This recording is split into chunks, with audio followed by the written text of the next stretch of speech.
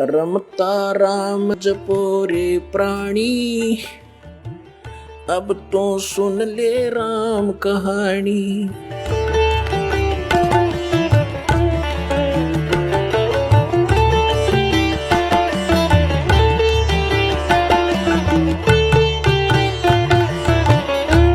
एक बार सुखदेव ऋषि जी 12 वर्ष तक अपनी मां के गर्भ में रहे।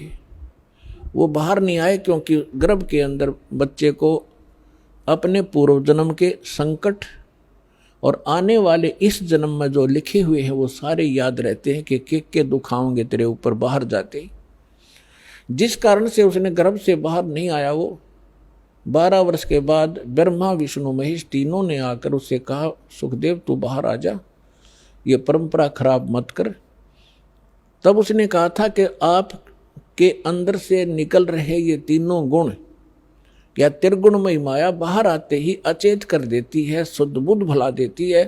आप अपनी माया को रोको। अब इन्होंने कहा कि देखो इस माया को रोकना हमारे बस की बात नहीं है। ये तो हमारे अंदर गुण भर दिए भगवान ने, लेकिन हम कुछ क्षण के लिए सांस घोट सकते हैं, नहीं तो हमारा शरीर फट जाएगा। ये इतनी देर तक, बस इतनी देर, फ्रिक्शन ऑफ सेकंड हम इसको रोक सकते। तब सुखदेव जी ने कहा आप इतनी देर रोक दो। कहते तीनों देवा थम भी माया, उदर गर्भ से बाहर आया। अब क्या बताते हैं, सुखदे सुख में उपजे राई सिंह समोय, नौ नाथ और सिद्ध 84 संग उपजे थे दोय। अब हम और प्रकरण ना बढ़ा करके आपको जो उद्देश्य है उसको सुनाते। पुण्यात्माओं सत्संग जानते सुना करो। आप कोई 2000 किलोमीटर से आ रहा है, कोई 1500 किलोमीटर से, कोई 800 किलोमीटर से, कोई 500 से, कोई 400 से, और यहाँ आकर भी आपकी अटपट खटपट नहीं मिटती, फिर आने का फायदा क्या हुआ। अरे 2-2.5 घंटे हम फिल्म देखा करते पहला, जब इस मार्ग पर ना लगे थे। एतवार के अंदर क्या स्कीम बनाया करते कि VCR लाओगे किराए पर 100 रुपये लगेंगे और 3 फिल्म लाओगे 3-3 घंटे की हैं, और शाम में चला देते 7 बजे।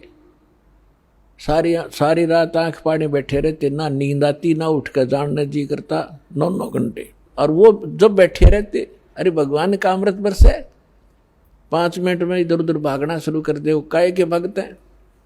ठीक है किसी कोई, क्योंकि यहाँ रोगी ज्यादा आते हैं, दुखी बहुत।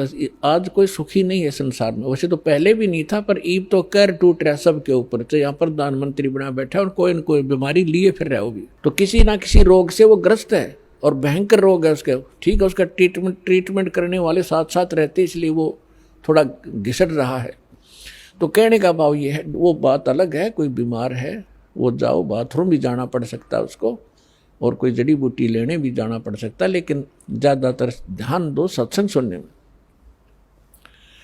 अब हमने आप यहाँ पर परमात्मा प्राप्ति के लिए ही इस उद्देश्य को लेकर आए। आज जो प्रसंग चल रहा है कि सुखदेव जो था वो बाहर आया, बाहर उसको आने से उस माया का प्रभाव नहीं बना और उसको अपने भविष्य की याद बनी रही और पिछला इतिहास याद रहा। जब वो 12 वर्ष की उम्र का माँ के गर्भ से निकला, माँ के गर्भ से निकला जब तो छोटा था, बाहर निकलते ही वो एकदम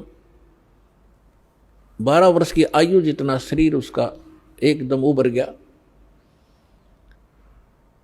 तो क्या अब सुखदेव ऋषि के पिता थे वेदव्यास जी। वेदव्यास जी ने देखा कि बेटा हो गया और उसको पता चलते ही वो दौड़ा दौड़ा आया। तब तक सुखदेव उठकर चल पड़ा। व्यास जी ने कहा कि हे बेटा, हे पुत्र, बैठ जा, रुक जा।